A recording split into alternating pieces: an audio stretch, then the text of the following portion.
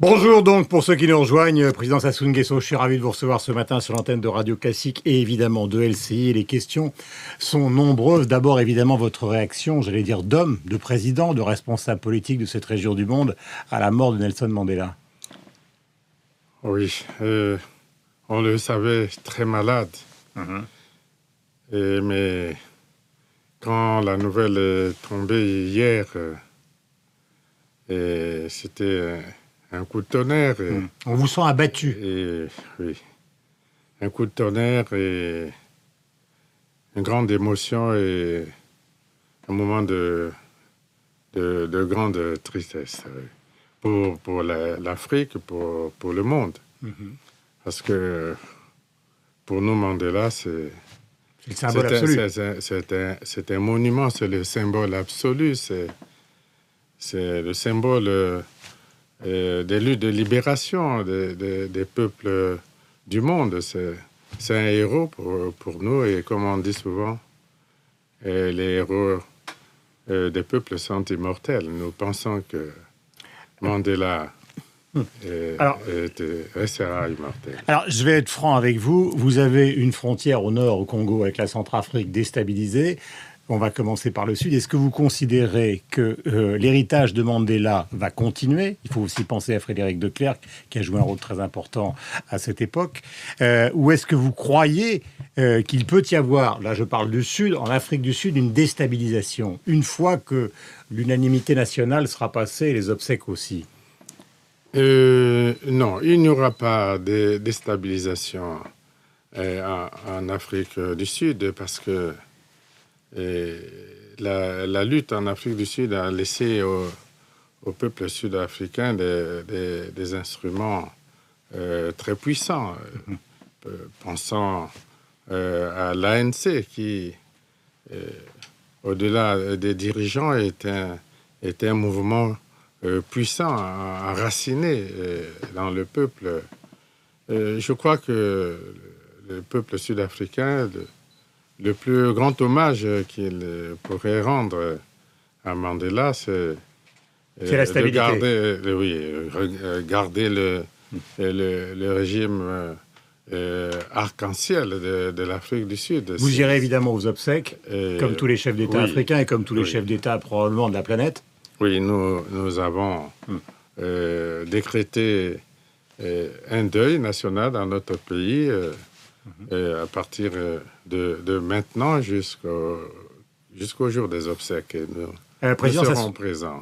Président Sassou Nguesso, est-ce qu'il est vrai que les accords de Brazzaville qui ont été signés il y a 25 ans pour mettre fin à la guerre en Angola, où il y avait les Américains, les Cubains, les Russes, plus évidemment les armées sud-africaines, est-ce que c'est vrai que ces accords qui ont été confirmés à New York ont permis d'une certaine manière, peu de temps avant la chute du mur de Berlin, de libérer Mandela ? Ont sûrement permis que tous ces événements-là se produisent après, parce que les accords de Brazzaville du 13 décembre 1988 qui ont permis l'indépendance de la Namibie et permis l'établissement du dialogue entre l'ANC et le régime de l'apartheid jusqu'à la libération de Mandela. Oui, ces accords ont joué un rôle important. Voilà pourquoi nous avons décidé de les commémorer le 13 décembre prochain, c'est-à-dire 25 ans.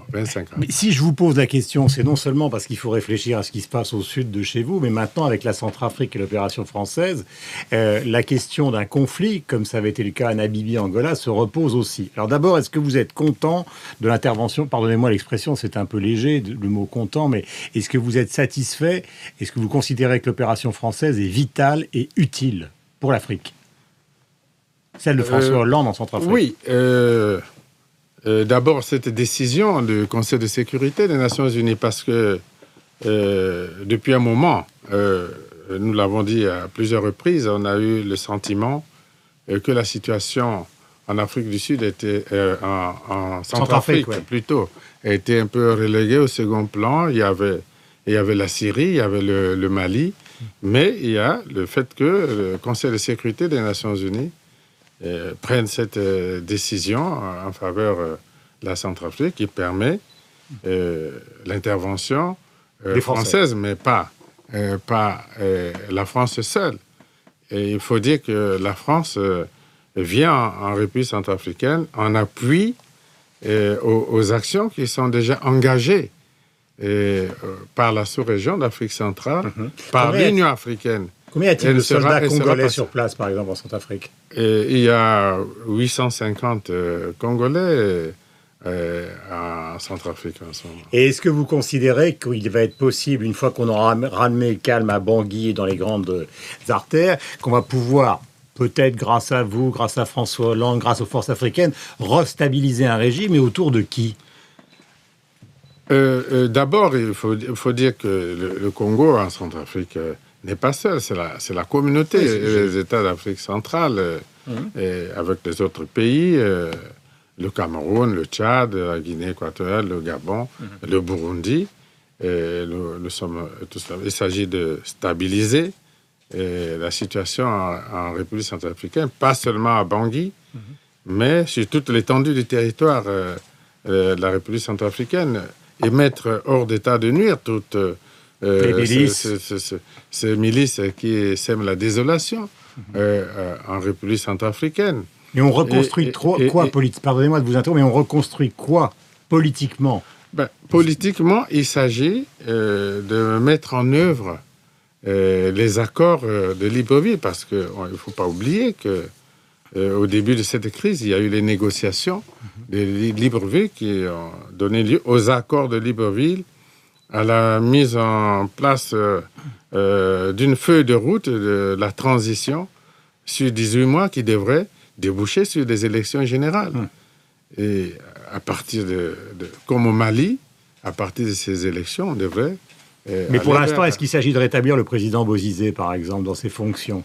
Il ne s'agit pas de rétablir qui que ce soit.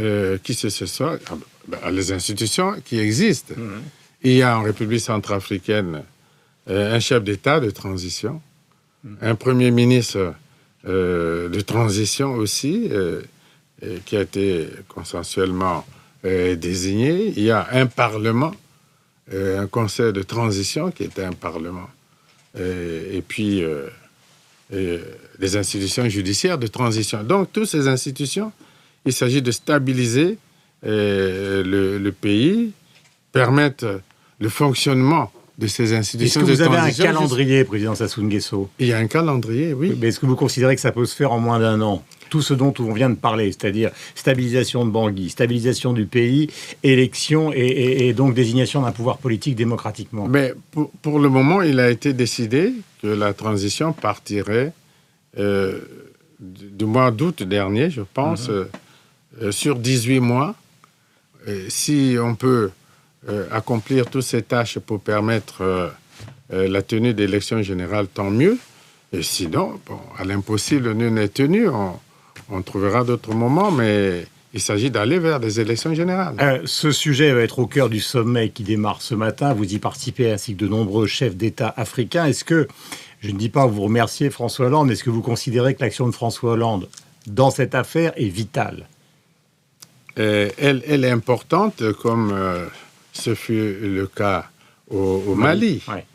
Je crois que l'intervention française au Mali, aux côtés de celle des troupes de la CEDEAO, parce qu'il y a eu aussi des troupes de la CEDEAO, mais elle était déterminante au Mali, et qui a permis la tenue d'élections.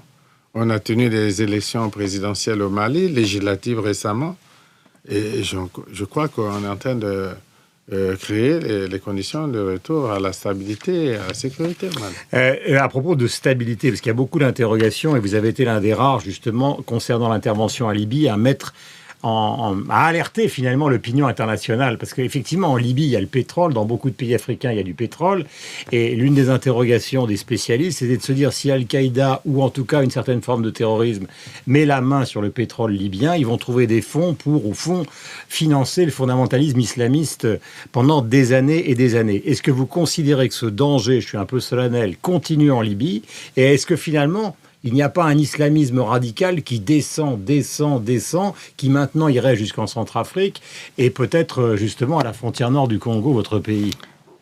Soyons francs. Mais on peut le dire brutalement.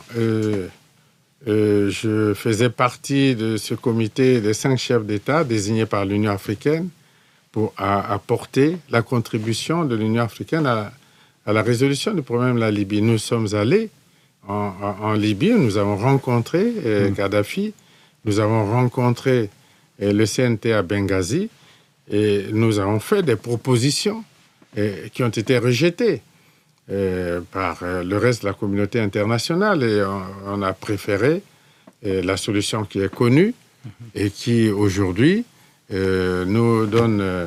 Mais est-ce que la déstabilisation, Président Sassou Nguesso, pardonnez-moi de vous attendre, est-ce que la déstabilisation vient de cette opération en Libye finalement? Alors personne ne va défendre le régime de Kadhafi, mais est-ce que le désordre... Bien sûr qu'il ne s'agissait pas de défendre le régime de Kadhafi. Nous avions obtenu de Kadhafi qui reste sur le côté et que le débat s'engage entre les forces en Libye et on ne serait pas tombé sur cette situation où aujourd'hui il n'y a plus d'État libyen et les armes... circule dans tout le Sahel et le Sahara et déstabilise toute la région. Nous sommes au Nigeria et au Cameroun avec la circulation et en Centrafrique avec la circulation des armes libyennes. Et c'est une situation très grave qui a été créée là. Et qu'on y remédie comment? Mais nous pensons que l'Union africaine devrait reprendre l'initiative pour traiter de ce problème. On va en parler ce matin lors du sommet justement qui démarre. Nous le verrons, mais il est question, nous proposerons que l'Union africaine, je suis de ceux qui pensent que sur le problème de la Libye, l'Union africaine devrait reprendre l'initiative. Est-ce que vous, comme pacificateur d'il y a 25 ans, justement, sur l'Angola, vous pourriez être, et la Namibie, le pacificateur de la Centrafrique et de ce qui se passe? Jouer un rôle personnel, puisque c'est vous qui êtes face à moi.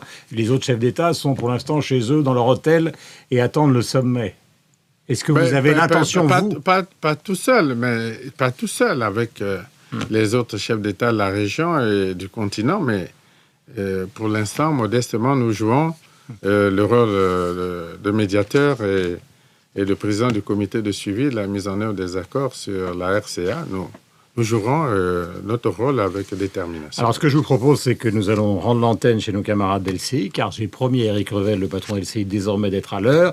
Et on va continuer ces entretiens sur Radio Classique, car il y a beaucoup de sujets, évidemment, qu'il nous faut aborder, notamment les questions économiques qui sont importantes pour la France et évidemment pour l'Afrique, votre continent. Donc, c'est dans un instant.